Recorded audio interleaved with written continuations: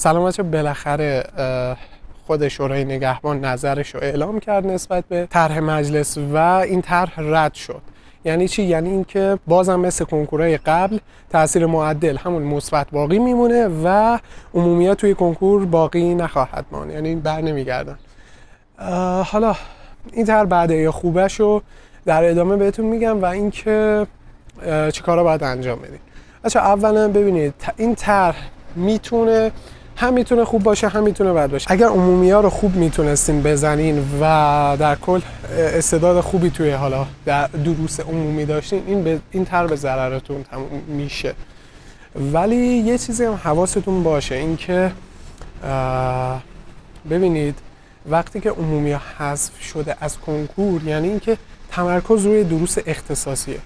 یعنی یه جورایی حالا گزینش با استفاده از همون دروس اختصاصی صورت میگیره و خب خیلی بهتره اینکه کسی که میخواد حالا بره یه رشته‌ای توی همون دروس تخصص داشته باشه، حداقل دروس پایه اون رو بهتر بتونه درک کنه.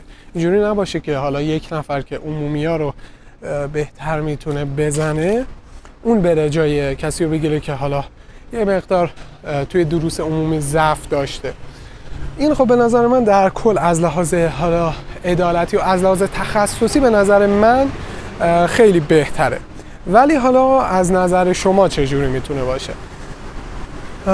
یه چیزی رو که میتونید بهش توجه کنین اینه که حالا این ماشین بره.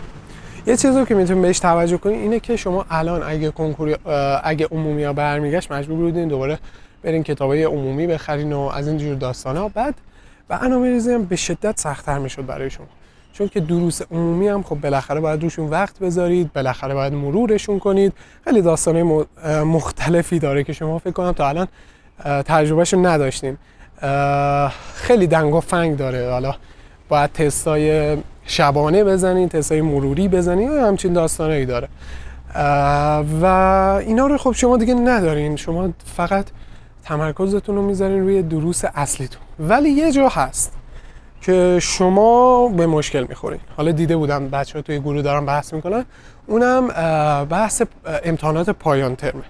توی امتحانات پایان ترم میدونم شما واقعا ممکنه به مشکل بر بخورین. اونم دلیلش اینه که خب به هر حال دارن امتحانا رو سخت میگیرن، تقلب داره واقعا انجام میشه. خودم شنیدم که کجاها حالا شنیدم یه سریا تقلب کردن، یه سریا نمیخوام حالا به این مبحث بپردازم، اون اصلا در حیطه من نیست، به عهده هر کسی که باید حالا نقد کنه یا چیزای دیگه باشه بره نقدشو انجام بده. ولی من در کل میخوام اینو بگم که اینم هست، اوکی اینم هست، ولی چاره دیگه واقعا نیست. شما کاری از دستتون بر نمیاد. شما تنها کاری که میتونید انجام بدید اینه که تلاش خودتون بکنید. تلاش بکنید که بتونید حالا از طریق همین کنکور و همین وضعیتی که الان هست موفق بشین. الان فکر نکنید اونقدر هم گل و بلبل میشد. خواستم اینو بهتون بگم که اونم دنگ و فنگ خودشو داشت، اون طرحی که حالا رد شده. سعی کنید حالا مثبت نگرتر باشین، اینقدر ناامید نباشین. تلاشتون رو بزنید روی کار خودتون، انرژی‌های منفی رو از خودتون بگیرید، بذارید همون انرژی‌های مثبت بمونه. تلاشتون بکنید که ناله کردن و الکی غر زدن به جایی نمیرسه. خلاصه بچه‌ها امیدوارم بهترین نتیجه رو بگیرین. اگر سوالی داشتین توی حالا گروه تلگرام هم میتونین عضو شین. دیسکریپشن همین ویدیو رو نگاهش کنین، اونجا نوشتم یه بخش لینکش رو قرار دادم، میتونین عضو شین داخل گروه گزارش کار. بچه‌ها داخل این گروه گزارش کار میفرستن، صبح بخیر میگن و از این جور داستانا. حالا اگه سوالی هم داشتن، نیاز به رفع اشکال هم داشتن، میتونن داخل این گروه برای من قرار بدن یا برای حالا بچه‌های تجربی و انسانی. همین دیگه. خلاصه خواستم بچه‌ها این خبر رو بهتون اعلام کنم و اینکه به خودتون استرس وارد نکنید. همه چیز اوکی میشه. تلاشتون رو بکنید، زیاد درگیر حاشیه نباشین. سعی کنید اخبار از منابع رسمی دنبال کنید. اگرم حالا چنل منو دنبال کرده باشین، من اونجا اخبار مهم رو براتون قرار میدم.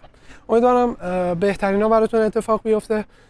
اگر سوالی داشتید در بخش کامنت ها میتونید برام قرار بدید. ممنون میشم اگه این ویدیو به دردت خورد لایکش کنی، کانال رو سابسکرایب کنی. تا ویدیوهای بعد، فعلا.